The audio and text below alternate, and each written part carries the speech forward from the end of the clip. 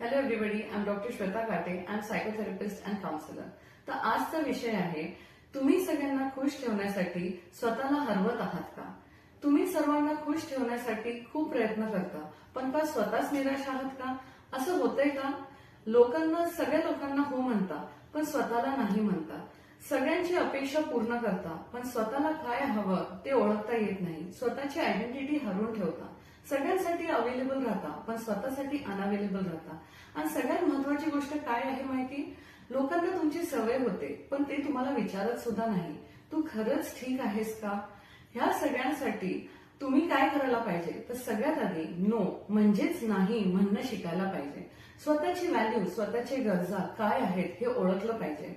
सगळ्यांना खुश ठेवणं हे थांबवलं पाहिजे. यामुळे काही लोक दूर जातील, पण जे दूर गेलेले आहेत ते तुमचे कधीच नव्हते.